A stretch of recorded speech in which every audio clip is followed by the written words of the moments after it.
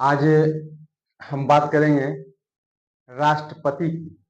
वैसे आप जानते हैं कि भारत एक संसदीय शासन प्रणाली वाला देश है।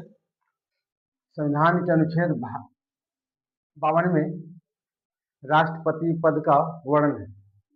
लेकिन सबसे पहले हम लोग पढ़ेंगे कि संघीय कार्यपालिका, जिसका वर्णन भाग 5 में है। आप जानते हैं कि संघीय कार्यपालिका में राष्ट्रपति, उपराष्ट्रपति और मंत्रिपरिषद होते हैं। ठीक है ना।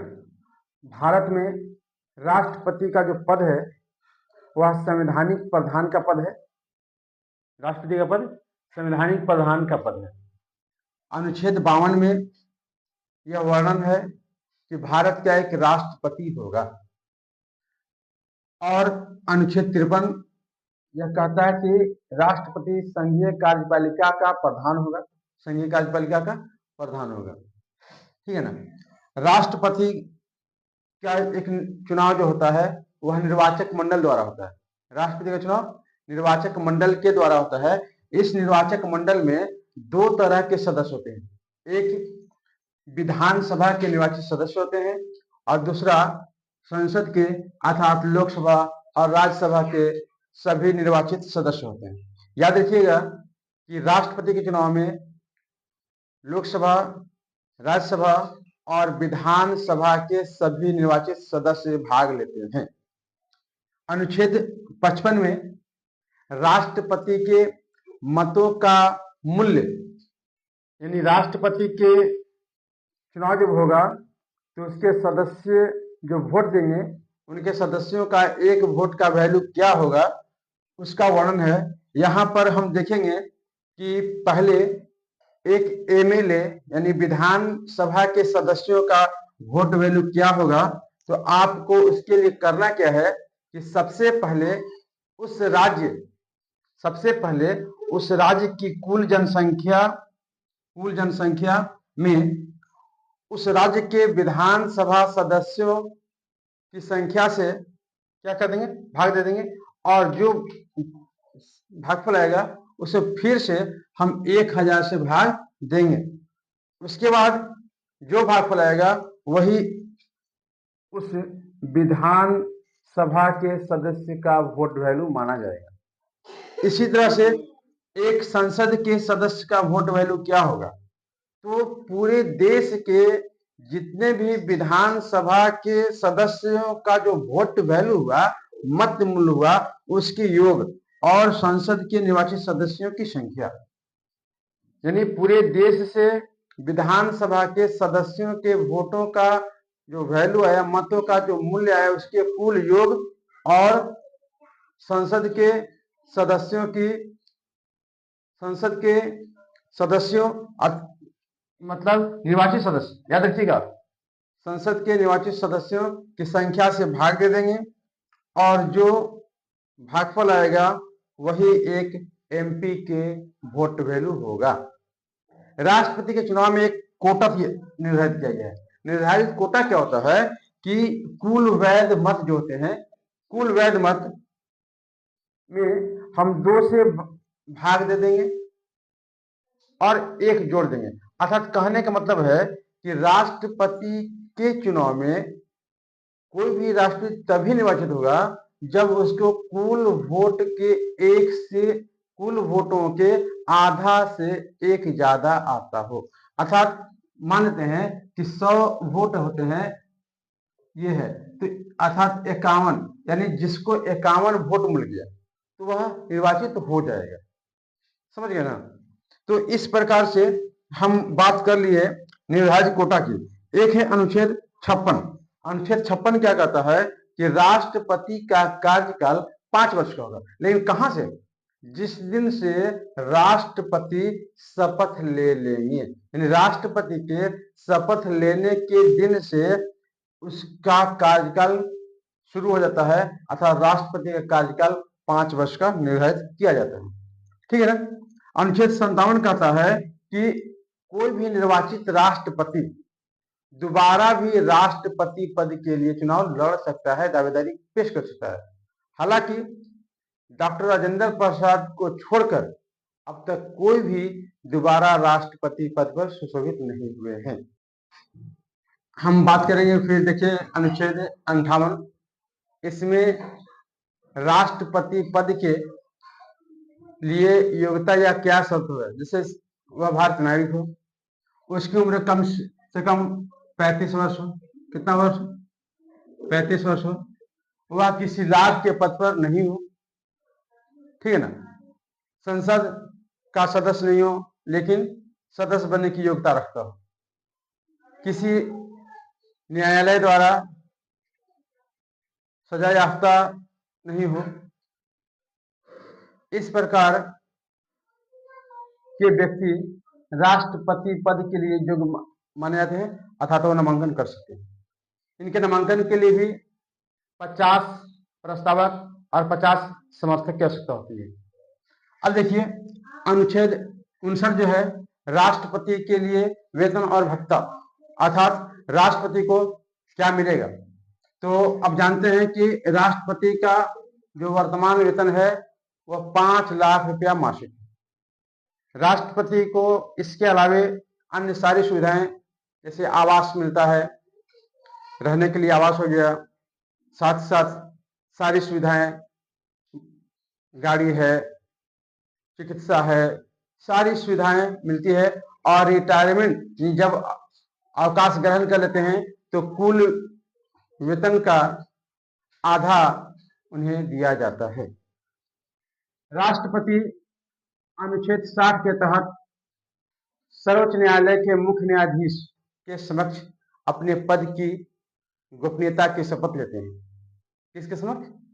सर्वोच्च न्यायालय के मुख्य न्यायाधीश के समक्ष, ठीक है। इसके बाद है महाभियोग की प्रक्रिया। राष्ट्रपति पर अनुच्छेद 61 के तहत महाभियोग भी लगाने की प्रक्रिया का उल्लेख किया गया है।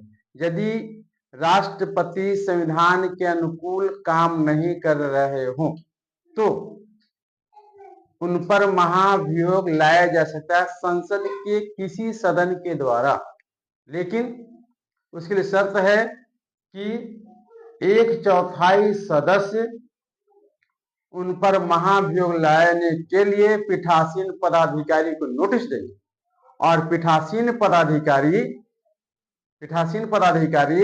14 दिन पूर्व राष्ट्र सदन के सदस्य 1/4 सदस्य पीठासीन पदाधिकारी को सूचित करेंगे। पीठासीन पदाधिकारी राष्ट्रपति को सूचित करेंगे 14 दिन पहले कि भाई आप पर महाभियोग की प्रक्रिया लगाई जा रही है।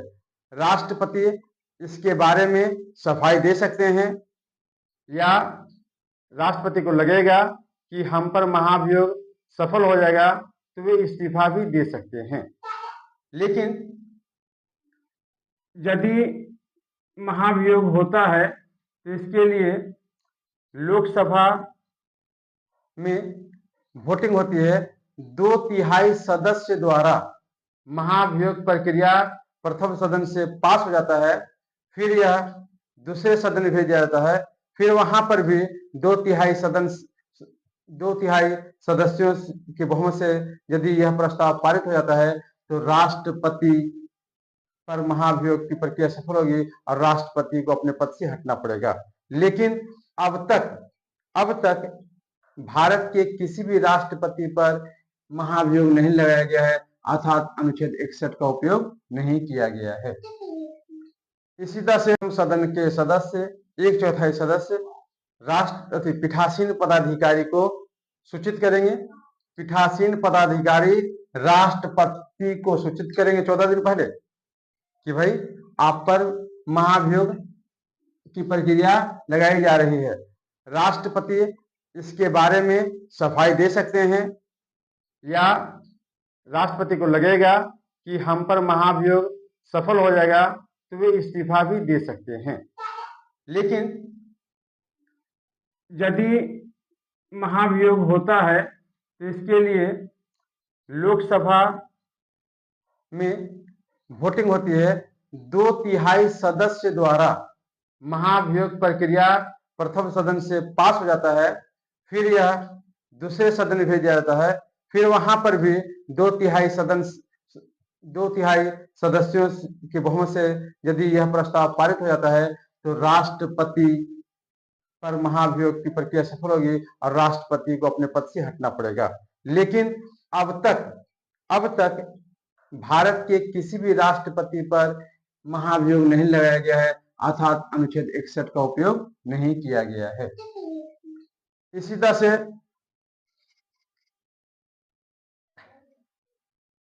अनुच्छेद 62 कहता है कि राष्ट्रपति के पद की रिक्ति को कैसे भरा जाए। सपोज राष्ट्रपति समय से पहले इस्तीफा दे देते हैं या किसी कारणवश पद रिक्त हो जाता है, तो फिर उनके खाली पद को कैसे भरा जाए। लेकिन अगर राष्ट्रपति इस्तीफा दे देते हैं या खाली होता है तो फिलहाल राष्ट्रपति के पद को उपराष्ट्रपति संभालते हैं या फिर सर्वोच्च न्यायालय के मुख्य न्यायाधीश। लेकिन यदि राष्ट्रपति की पद समाप्त हो रहा हो या ठीक है, तो राष्ट्रपति के पद को कैसे भरा जाएगा, इस संबंध में अनुच्छेद 62 कहता है कि यदि राष्ट्रपति का पद खाली हो गया है तो 6 माह तक उपराष्ट्रपति उसके पद को संभालेंगे। यदि उपराष्ट्रपति सक्षम नहीं है तो ऐसी स्थिति में सर्वोच्च न्यायालय के मुख्य न्यायाधीश राष्ट्रपति के पद को संभालेंगे। अब तक सर्वोच्च न्यायालय के एक मुख्य न्यायाधीश एम हिदायतुल्लाह खान कार्यवाहक राष्ट्रपति का पदभार ग्रहण कर चुके हैं। ठीक है ना। अनुच्छेद 56 के 1 के ए के तहत राष्ट्रपति अपना त्याग पत्र उपराष्ट्रपति को दे देता है। ठीक है, कोई यहां तक दिक्कत नहीं है। अब देखेंगे कि राष्ट्रपति अब तक भारत में एक ऐसे राष्ट्रपति हुए हैं जो 2 बार चुने गए, जिनका नाम है डॉक्टर राजेंद्र प्रसाद। नीलम संजीवा रेड्डी एक ऐसे राष्ट्रपति बने हैं जो पहले लोकसभा के अध्यक्ष भी रह चुके हैं, है ना। ठीक है, बाकी अगले क्लास में